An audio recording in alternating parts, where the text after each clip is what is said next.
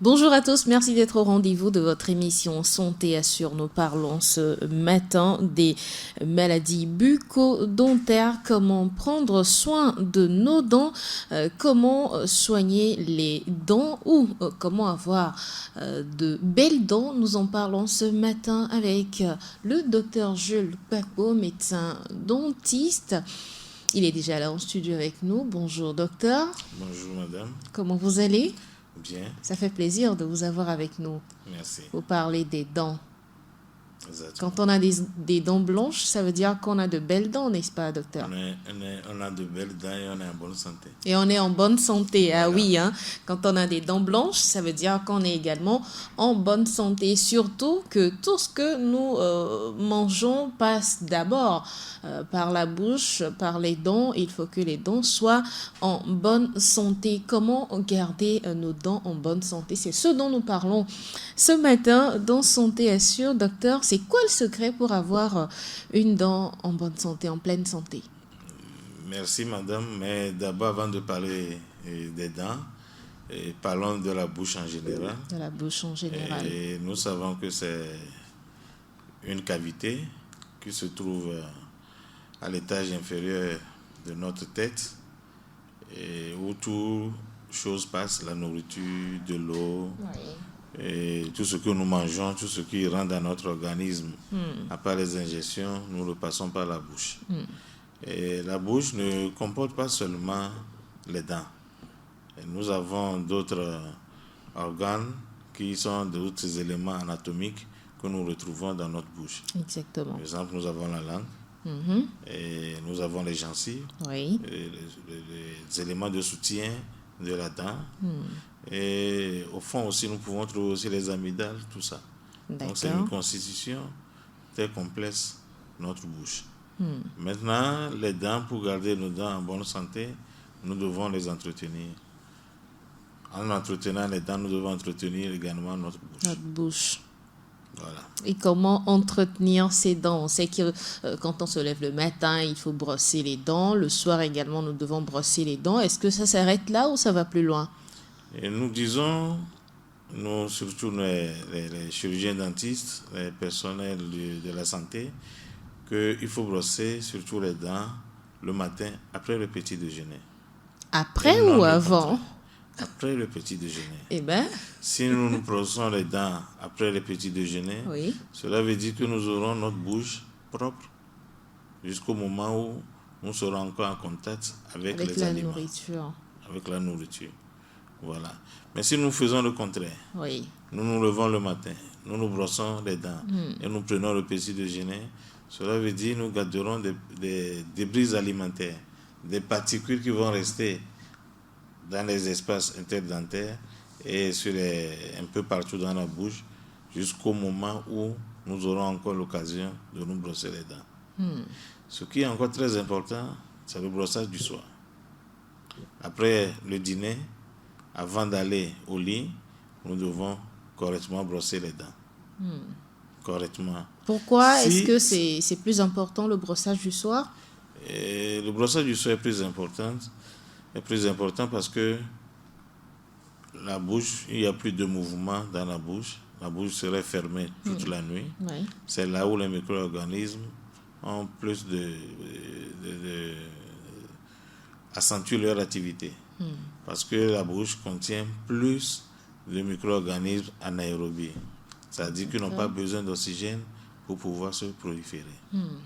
C'est pourquoi le brossage il est très important donc que la bouche soit propre le soir avant d'aller au lit. Alors, oui, allez-y, docteur. Si la bouche est propre, si vous avez brossé la nuit avant de vous coucher, réveillez-vous le matin. Franchement, vous n'avez pas besoin je comprends mieux. de vous brosser simple. Je comprends mieux. Et puis rincez correctement la bouche. Et vous pouvez prendre votre petit déjeuner tranquillement et après vous rendez votre bouche propre. Voilà qui est plus clair, chers auditeurs, si vous nous rejoignez, merci de le faire. Vous êtes dans Santé Assure, on parle de la santé bucco-dentaire aujourd'hui. Il est donc conseillé de se brosser 2 fois les dents, le matin après le petit déjeuner et puis le soir avant d'aller... Et attention, pas seulement 2 fois, le matin et le soir. Ah, on peut aller au-delà de 2 fois? Oui, normalement, nous disons, après avoir mangé, on devrait se brosser les dents. Ah, d'accord. C'est la règle même. Après chaque repas, nous devons nous brosser les dents. Mais malheureusement, nous nous trouvons dans des situations telles que nous ne pourrons pas se promener avec nos pâtes dentifrice et les brosses au cure-dents n'importe comment. Exemple, vous êtes ici, vous êtes au studio.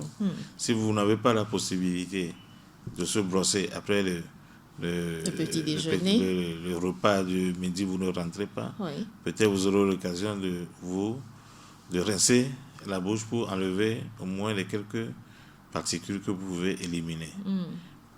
Les enfants, par exemple, à l'école, ils n'ont pas l'occasion de se brosser les dents après la récréation. Vous voyez? Oui. Sinon, normalement, c'est après chaque repas, la bouche, on doit rendre la bouche propre. Enlever les particules de la bouche. Ah, d'accord. On se brosse les dents autant de fois qu'on peut alors. Voilà. Autant de fois que nous pouvons dans la journée. Voilà qui est plus clair. Nous avons une brosse, nous avons des dents très très blanches. D'ailleurs, on va passer d'ici la fin de cette émission à comment brosser correctement les dents, n'est-ce pas, docteur? On va apprendre à bien se brosser les dents, n'est-ce pas? Bien sûr. Alors, aujourd'hui, nous parlons de la prévention des maladies bucco-dentaires. C'est le thème que nous avons choisi de développer. Quand parle-t-on de santé bucco-dentaire? La santé bucco-dentaire fait partie intégrante de la santé en général. Parce que, comme je l'ai dit au départ, tout passe par notre bouche. Notre bouche, au départ même, est remplie de micro-organismes. Donc, tout aliment que nous mettons dans notre bouche peut être accompagné de ces micro-organismes rentrés dans notre organisme. Mais faisant qu'avec notre état de santé, notre immunité, c'est-à-dire notre système de défense, ces micro-organismes vivent avec nous comme des agents, ça profite, nous l'appelons, c'est-à-dire qu'ils ne sont pas agressifs, ils vivent avec nous. Mais dès que notre système de défense baisse un peu ou bien diminue, vous verrez que ces micro-organismes se prolifèrent et nous attaquent. Je donne un exemple. Parfois, on dort, on se réveille le matin et on trouve des plaies à l'angle des lèvres. Ce que nous appelons les herpès. Herpès. Oui. Et nous disons que c'est les maux de tête de la nuit. Ah oui. Ou Zanta, on dit en éveil. Signe parfois selon nous de paludisme. Voilà, ces plaies-là, c'est les micro-organismes qui l'ont créé, ne viennent d'ailleurs. Ils vivent déjà avec nous. Ils sont tout autour de nos lèvres, ils sont tout autour dans notre bouche. Voilà, donc la santé bucco-dentaire fait partie intégrante de notre santé générale. Cette santé consiste à avoir aucune maladie bucco-dentaire, aucun signe de pathologie dans notre bouche. Aucune infection dans notre bouche. Il y a également de ces petites plaies, soit sur les lèvres, sur les gencives par moment. On est en train de manger. On ne devrait avoir rien. Pas de saignement, pas de carie, pas d'aphte, pas de stomatite, pas de gingivite. La bouche doit être saine. Quels sont les soins de santé primaire à faire en matière de dentition, docteur Jules? Premièrement, c'est la bonne technique de brossage. Ah oui. Deuxièmement, rendre visite au moins une fois par an chez les chirurgiens dentistes. Parce qu'il y a certaines infections que seuls les chirurgiens dentistes peuvent détecter. Voilà les deux, je dis, ce serait très important. Le brossage des dents. Le brossage. Et la visite médicale. La visite médicale aussi est importante. D'accord. Et quand un enfant naît, à quel âge, par exemple, on doit soumettre cet enfant-là à des soins bucco-dentaires? Il faut attendre jusqu'à quel âge d'abord? Dès qu'on donne le premier sein à l'enfant, cela veut dire qu'on peut nettoyer la bouche de cet enfant. Ah oui, pourtant nous attendons que les enfants aient des dents. L'enfant naît avec la bouche saine. Dès que la maman lui donne le premier sein, la bouche est déjà infectée. Et l'enfant prend déjà en contact avec les micro-organismes qui sont tout autour du sein de la maman. La bouche est déjà infectée. Donc, qu'est-ce que nous faisons? Nous devrons faire plutôt pour les enfants. Même le nouveau-né, le matin comme au soir, la maman peut entourer, soit compresse ou un peu de coton tout autour de son index, l'imbiber d'eau et nettoyer toutes les gencives, la langue de l'enfant pour que la bouche soit propre. Il ne faut donc pas attendre que l'enfant ait des dents pour lui nettoyer la bouche. Non, on ne doit pas attendre. Parce que les premiers dents de l'enfant apparaîtront vers les 5e mois, 6e mois, ou vers les 7e mois. Ce serait 2, 4. Là, on continue. Jusqu'à ce que l'enfant, à 2 ans, 2 ans et demi, a plus de dents, toutes les dents de lait. C'est là, avec les petits brosses enfants que nous trouverons dans les pharmacies, nous pourrons commencer à imbiber également ces brosses-là seulement d'eau et nettoyer un peu la bouche. Pas de pâte dentifrice? On peut déjà, à partir de ce moment, utiliser la pâte dentifrice. Mais en attendant, on peut aller à petits coups pour que l'enfant soit habitué. Alors, si nous passons maintenant à cet exercice du brossage des dents, comment brosser correctement les dents, puisque nous avons les outils devant nous, docteur, comment ça se fait exactement? Exactement, d'habitude, qu'est-ce que nous faisons? D'habitude, nous serrons les dents. Oui. Et nous prenons la brosse. Oui. Et nous allons dans tous les sens avec force. Avec force. Exactement. Comme ça. Oui. Non. Ce n'est pas horizontalement avec force, nous devons le faire. Qu'est-ce qu'il faut faire alors? Nous devons ouvrir légèrement la bouche. La bouche. Quand la bouche est légèrement ouverte, nous devons brosser d'abord les dents supérieures. C'est-à-dire les gencives? Attendez. Nous devons brosser d'abord les dents supérieures. D'accord. Et comment les brosser? Nous les brossons de la gencive vers la dent. Nous disons aux enfants du rouge au blanc. Et nous devons être sûrs que la brosse touche chaque dent. Nous devons être sûrs. Nous devons être conscients de ce que nous faisons. Et également, nous devons tenir la brosse comment? Pas horizontalement ou perpendiculairement contre la dent, mais oblique. D'accord. Formant avec la gencive au moins un angle d'environ 45 degrés. Et nous faisons le mouvement pour enlever donc les déchets. Voilà. Parce que ce mouvement enlève même, vous allez voir que les fibres passent entre les espaces interdentaires également. Mais ce mouvement, ne permet premièrement, blesse les gencives et deuxièmement, enfonce les débris alimentaires que nous enlevons sur les dents et nous les enfuyons dans les espaces interdentaires.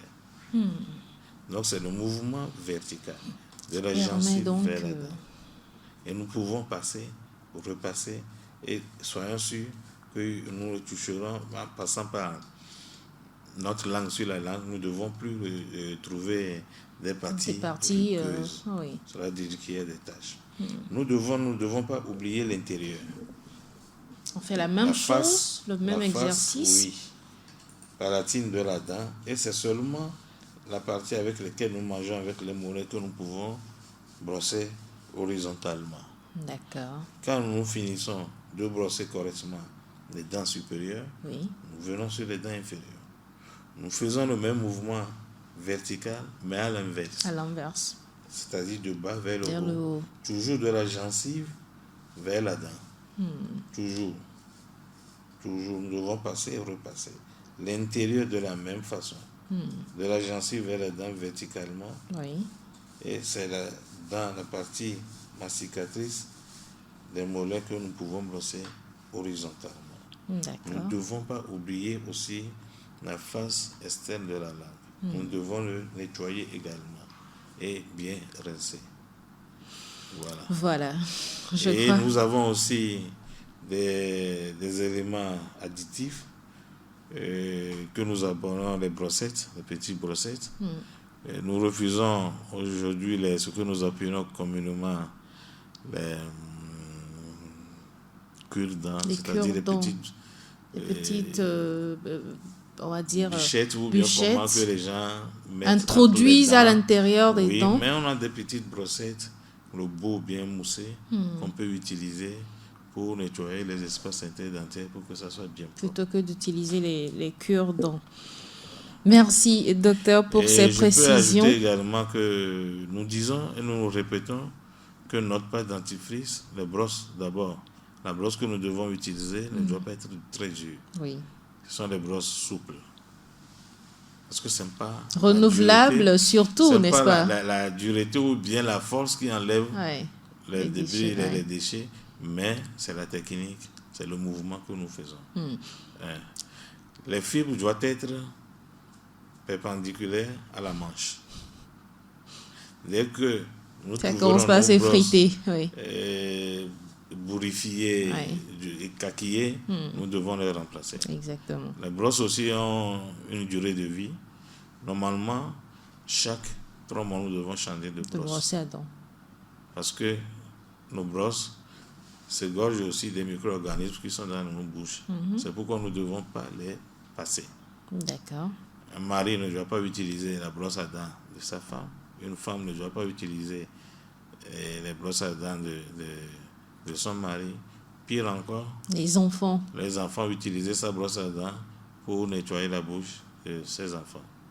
Voilà pour la brosse. Et nous devons, après avoir utilisé une brosse à dents, on doit bien les rincer.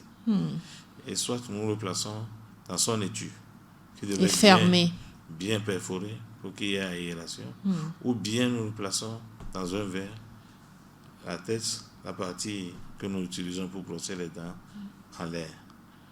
Mais si c'est dans une famille, 3 ou 4 personnes, c'est vrai, on peut utiliser le même étui, mais il ne faut pas que les têtes se touchent. Si les têtes se touchent, on se passe des micro-organismes. Voilà. Maintenant, pour la pâte. Sur le marché, c'est vrai, il y a plusieurs types de pâtes sur le marché, mais nous distinguons nos pâtes en 2 catégories. On a les pâtes prophylactiques et nous avons les pâtes pour les soins. Les pâtes prophylactiques, c'est ça que nous pouvons acheter comme on veut à la pharmacie. Bon marché. Pas dentifrice. Mais nous disons que cette pâte dentifrice doit contenir du fluor. Ça veut dire qu'on doit lire la notice. Jusqu'à la preuve du contraire, c'est le fluor qui donne la teneur d'éléments de notre émail. Aujourd'hui, il y a trop de polémiques sur les pâtes dentifrice, soit disant que nos pâtes dentifrice, le fluor est très nocif pour la dent, mais notre organisation internationale FDI recommande toujours les pâtes dentifrice avec le fluor. Si vous consultez et qu'on voit que vous avez une maladie particulière et vous devez avoir une pâte particulière, le médecin vous le prescrit. D'accord. Et pour la deuxième catégorie? Et oui, c'est ça la deuxième catégorie de pâtes, je dis. Ah, d'accord. La première catégorie, c'est de prophylactique. Et la seconde, c'est pour faire les soins, pour soigner. Et à utiliser à court terme, bien sûr. À court terme, ou bien on peut vous dire de continuer avec ça, dépendra de la gravité de ce dont vous souffrez. Merci, docteur, pour toutes ces précisions. Parlez-nous maintenant de quelques maladies bucco-dentaires et puis de leur survenue dans la bouche. La toute première, qui cause de fléau aujourd'hui dans le monde entier, c'est la carie dentaire. La carie depuis dentaire. Toujours. C'est la carie dentaire. Après la carie dentaire, suivent les maladies de la gencive que nous appelons les gingivites. Et puis suivra les maladies de tout les tissus qui soutiennent les dents que nous appelons le parodonte. Et puis nous pouvons avoir les plaies buccales, et les tumeurs. Tumeurs de la bouche? Oui, voilà quelques maladies que je peux citer. Mais la plus fréquente, c'est la carie dentaire. Comment survient la carie dentaire? Quand on était enfant, on nous disait que... Quand on mange des bonbons. Oui, quand on mange des bonbons. Sucettes. Les sucettes. Et on ne se brosse pas les dents. Que la nuit, les micro-organismes viennent danser dans notre bouche. Et ils viennent avec les pioches, les perles, il vient creuser dans les dents. Alors, ce n'est pas le cas. C'est un phénomène chimique. Ouais. Comment ça se passe? Vous mangez, vous ne vous brossez pas, vous n'avez pas éliminé les débris alimentaires. Ça reste dans la bouche et certains débris même se collent à la dent. J'avais dit au départ aussi, dans notre bouche, nous avons plusieurs micro-organismes qui existent. Il y a la salive. En un moment, ces micro-organismes viennent dégrader les détriments ou les débris alimentaires qui sont restés sur la dent. Ils viennent, ils se collent et ils produisent des acides. En dégradant ces aliments sucrés, il y a une production d'acide. Voilà l'acide là qui agit sur l'émail de la dent, qui déminéralise l'émail de la dent, d'où la perforation ou l'apparition du trou. Ça veut dire que c'est tout un processus, ça ne survient pas du jour au lendemain. Non, il faut du temps. Nous devons avoir le micro-organisme, nous devons avoir d'aliments sucrés qui restent dans la bouche, nous devons avoir la présence de la salive et le quatrième élément, le temps. C'est pourquoi nous disons, après avoir mangé, il faut se brosser les dents. Il faut éliminer les débris alimentaires de la bouche. C'est sur ce seul élément que nous pourrons agir. Nous ne pourrons pas agir sur la salive, nous ne pourrons pas éliminer totalement les micro-organismes dans la bouche parce qu'ils participent aussi à notre biosystème. Nous ne pouvons pas, enlever toutes les dents de la bouche. Nous avons besoin des dents pour manger, pour notre esthétique. Seul élément sur lequel nous pouvons agir, c'est le temps, c'est le débris alimentaire. Ne pas laisser très longtemps les débris alimentaires dans la bouche. Il faut les éliminer le plus tôt possible. Et c'est possible d'éviter la carie dentaire? Y a-t-il, un soin? Nous pourrons l'éviter, nous pourrons vivre toute notre vie avec nos dents. Comment faire alors? Bonne technique de brossage. C'est tout? Et visite médicale chez un médecin au moins une fois par an. Ça paraît simple. Très simple. Pour qu'au moment où il paraîtra une maladie ou le début de la carie, on vous soigne rapidement et vous aurez aucun problème. Et pourtant, bon nombre souffrent de cette carie. Il y a bien d'autres maladies, mais c'est souvent la carie dentaire, qui pose problème au niveau des dents, alors qu'on peut très bien l'éviter. Comment cela s'explique? La négligence? En premier lieu, ou bien l'information ne passe pas bien. D'accord. C'est la négligence surtout. La négligence surtout qui... Surtout que au début, bon, je félicite moi particulièrement les femmes. Je ne sais pas, c'est parce que les femmes regardent trop se regardent trop dans le miroir, on ne sait pas. C'est souvent les femmes qui viennent. Moins de choses, une petite tache sur les dents. Ou bien j'ai une tache ici, c'est quoi? Si c'est carré, on y a eu les taches et puis c'est fini. Mais les hommes attendent jusqu'à ce que... ça pourrisse totalement. La douleur les pousse à ne pas dormir la nuit et ils courent pour venir. C'est le mal, on ne consulte pas à temps. On attend quand le mal est venu s'installer. La douleur est vive. Il y a des inflammations. Je dirais même au moment de la complication de la carie, que la plupart viennent consulter un médecin. Et c'est possible de soigner à cette étape de complication où il faut forcément enlever la dent? Oui et non, ça dépend. Ça dépend de l'état de la dent. Par exemple, je vous montre ici la dent saine, une dent saine. Une dent saine. Voilà. Il y a l'émail, la pulpe, c'est une coupe longitudinale. Oui. On a tous les éléments de cette dent. Elle est saine, il n'y a aucun trou. Comparativement à celle-ci, il y a déjà quelques lésions. Lésions au niveau de l'émail. Je vous aide. Quelques lésions au niveau de l'émail.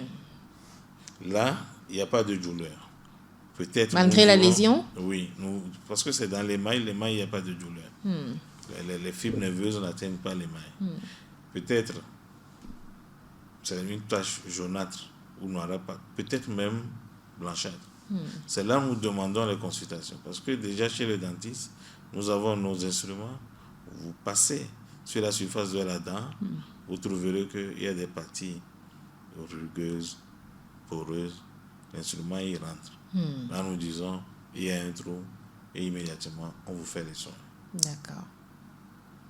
Si ici, nous ne soignons pas, nous arrivons au second degré, qui est la carie de la dentine. Cela veut dire la carie a quitté c'est déjà compliqué, la limite de l'émail et touche la dentine. C'est à ce moment, quand nous buvons de l'eau, soit glacée ou chaude, on a très mal. On a un peu, pas très, un peu de douleur ou bien de sensibilité. Oui. Mais quand on avale ou on passe de l'autre côté où il n'y a pas de carie, on voit que la douleur disparaît.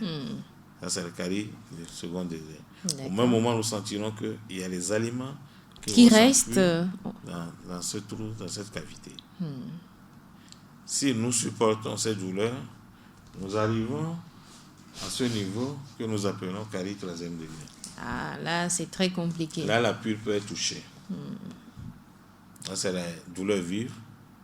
On ne peut même pas manger sur ses dents. La nuit, on ne dort pas.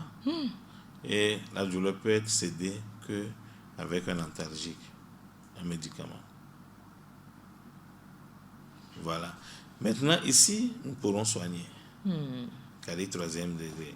Maintenant, si on a une carie, une dent de telle manière, où la couronne de la dent est complètement détruite, nous ne pourrons pas la soigner. Nous sommes obligés de faire une extraction, par exemple, pour cette dent.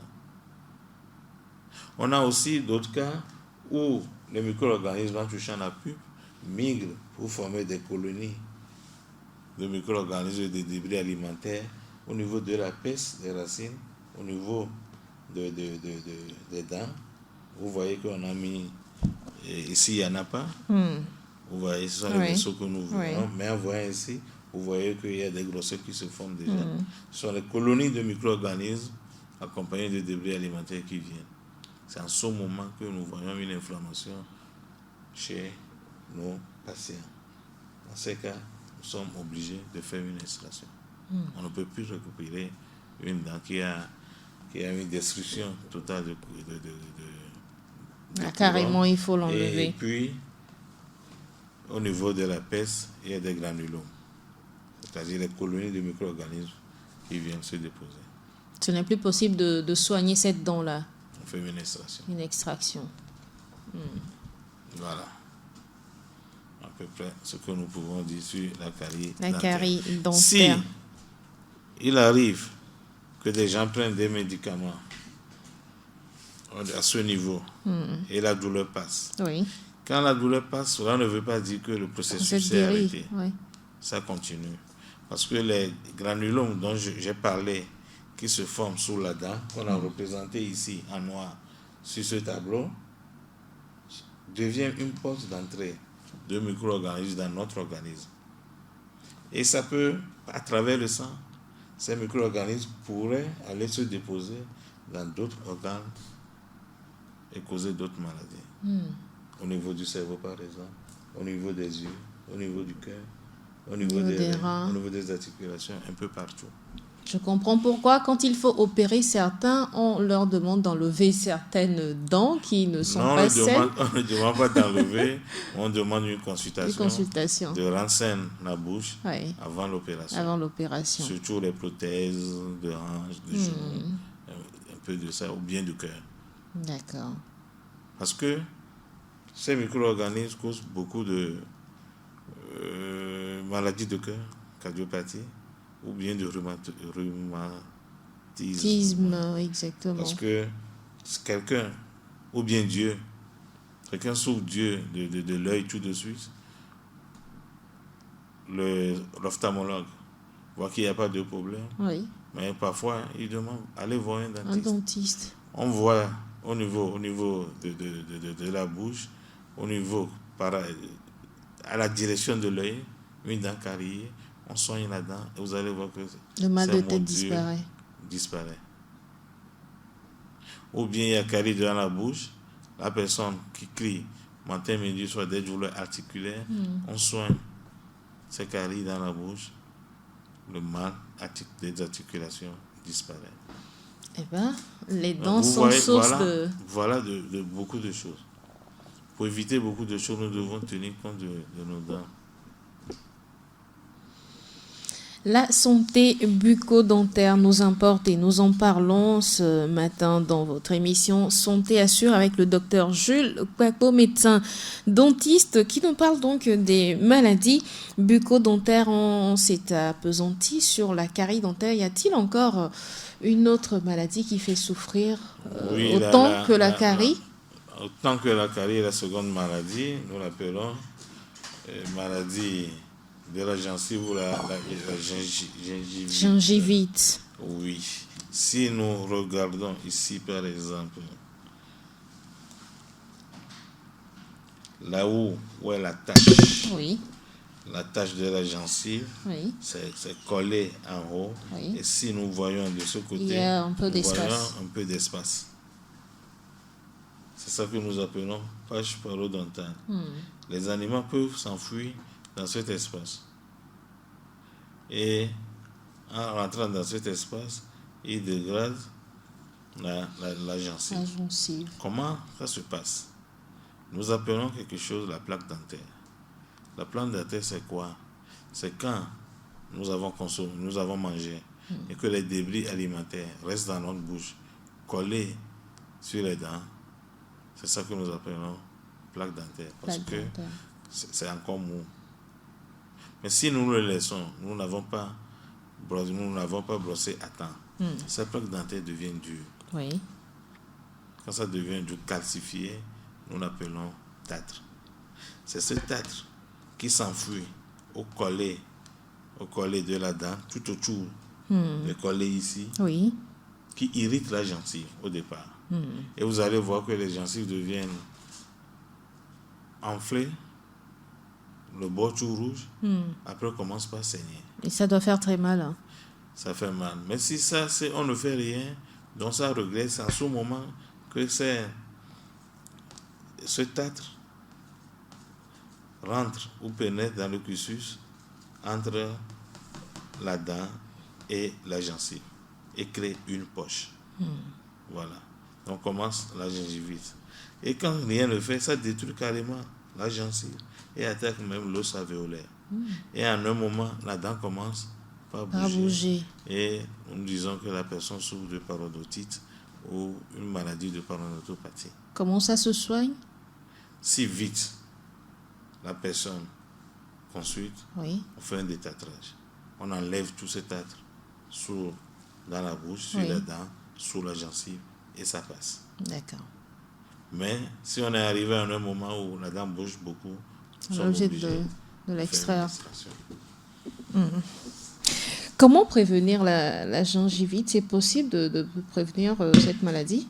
Brossage, toujours. Il n'y a rien d'autre à faire. Brossage. Toujours se brosser les dents. Hein. Je rappelle qu'il faut le faire autant de fois que possible. Hein. Dès que vous finissez de manger, passez brosser vos dents. Ou sinon, au moins 2 fois par jour. Quelle est la fréquence de consultation chez le dentiste? Vous l'aviez dit, une fois, au moins une fois par an. Nous disons 2 fois par an, tous les 6 mois. Mais au moins une fois par an. Une fois par ça an. Devait être dans quand on a des dents saines, ça. Mais quand on a des dents à problème, ça ne peut pas être... C'est dans l'immédiat, on ne doit pas attendre. D'accord. Et nous conseillons même un enfant de 2 ans qui pousse déjà 1 an et demi, 2 ans, dont ses dents sont en éruption. On devait présenter la denture qui est dans la bouche au médecin pour voir si les dents sont bien alignées, sont en leur place. Est-ce qu'il y a déjà... une malformation pour pouvoir corriger à temps. D'accord. Il ne faut pas attendre que tout soit... Que ce soit compliqué avant de se présenter. Chez le médecin. Important. Parce que pour les enfants, il y a cette étape au début, et puis entre 6, 7 ans, 8 ans, au moment également, l'enfant est en train de changer ses dents. Au moment où les dents permanentes également poussent, on devait faire une consultation, faire habituer l'enfant chez le dentiste et voir la position de ses dents. C'est important. Très, très important de consulter donc au moins 2 fois par an selon ses moyens, ou sinon pourquoi pas le faire plus de 2 fois pour être sûr que nos dents sont en bonne santé, parce que finalement une dent en bonne santé, c'est un corps également en très très bonne santé, n'est-ce pas, docteur? Oui. Nous sommes presque à la fin de cette émission, ayant parlé des maladies bucco-dentaires et de leur prévention. Quelques conseils avant de nous séparer, docteur Paco? Le seul conseil que je vais dire, j'essaie de répéter ce que j'ai déjà dit. Le brossage quotidien, 2 fois au moins par jour. Le matin après le petit déjeuner et le soir après le dîner. Et au moins une consultation 1 fois par an. Et permettez-moi d'ajouter qu'en ce moment de la pandémie de Covid-19, oui, nous devons mieux encore entretenir notre bouche. Surtout qu'elle est fermée tout le temps. Sachant très bien que c'est une porte aussi d'entrée de ce virus, à part la voie nasale. Oui. Nous avons aussi la bouche. Donc nous devons faire tout pour que notre bouche soit vraiment saine, et nous éviterons beaucoup de maladies. Un conseil particulier, docteur, en ce qui concerne la mauvaise haleine, qu'est-ce qu'il faut faire pour éviter ou éloigner la mauvaise haleine? Et la mauvaise haleine dépend également de plusieurs facteurs. Ça peut provenir directement de la bouche. Ça peut, nous disons à 90 ou 95%, c'est de la bouche. Les tattes, par exemple, dont j'ai parlé, si quelqu'un a des tattes dans la bouche, ça peut causer, ou ça la cause mauvaise même haleine. La mauvaise haleine, que nous appelons halitose. Un fumeur peut avoir une mauvaise haleine. Ça dépend de la consommation ou bien de ce que nous mangeons. Si nous mangeons trop sucré, ça peut souvent aussi, ça cause. Et j'ai parlé déjà du tabac, l'alcool. Ça peut être le cas. D'autres maladies, il y a les sinusites. Et également, si nous restons trop à jeun, vous vous levez le matin, vous ne mangez rien, et il y a le gaz qui remonte de l'estomac, qui peut venir dans votre bouche et causer la mauvaise haleine. Ce sont des mauvaises haleines passagères. Mais à tout moment, quand il y en a, ça peut provenir de l'état de la bouche même. Et comment éloigner cette mauvaise haleine? Est-ce qu'il y a des astuces? Détartrage, bonne technique de brossage, et on a des bains de bouche, des petits éléments pour corriger. Manger du chewing-gum n'éloigne pas la mauvaise haleine? C'est temporaire. Ou manger des bonbons mentholés? Ça c'est temporaire. Mais pour que ça soit efficace, il faut consulter un chirurgien dentiste pour vraiment l'éloigner. Il y a des astuces de grand-mère également que nous faisons, n'est-ce pas? Oui, nous parle de coups de chirurgie. Exactement. On parle actuellement, ce qui est en vogue, c'est petit cola. Bon. C'est vérifié? Tout ça, ce sont des recettes de passage. Oui.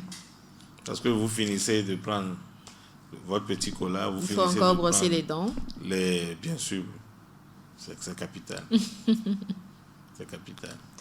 Et voilà, nous sommes à la fin de cette émission. Je crois qu'on a abordé les plus grands maux de nos dents, les caries dentaires et puis les gingivites. Voilà.